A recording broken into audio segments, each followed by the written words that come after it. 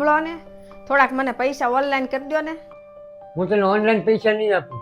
આ કબાટમાં પૈસા પડ્યા છે ને એ હું તને આપી દઉં. અરે મારે રોકડા ક્યારે ગણવા, ઓનલાઈન કરી દો ને તો મારે ફટાફટ અપાઈ જાય. આ તો પ્રોબ્લેમ જ છે ઓનલાઈન જમાનાનો. આપણે ઓનલાઈન પેમેન્ટ આપીએ છીએ ને એમાં મજા જ નથી આવતી. 1000 રૂપિયા છે ને 1 મિનિટમાં વપરાઈ જાય, ખબર જ નથી પડતી. તું આ નોટો લઈને જાય ને ગણીને પૈસા આપ ને ત્યારે તને પતિની કિંમત સમજાય કે પતિ કેટલી મહેનત કરે છે.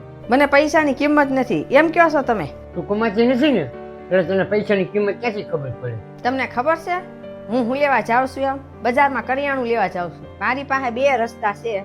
કાં તો હું મહારાણી થઈને ઘરે બેસી જાઉં અને આસ્તાને એમ કહી દઉં કે ઓનલાઈન બધું કરિયાણું મંગાવી લે. કાં તો બીજો રસ્તો એ છે કે હું પૈસાને સમજું, પૈસાની કિંમત સમજું અને હાલીને બજારમાં જાઉં અને કરિયાણું ભાવતોલ કરીને ઘરે પાછી લઈને આવું. હવે તમે તે મને કહો કે પૈસાની કિંમત છે કે નહીં મારે?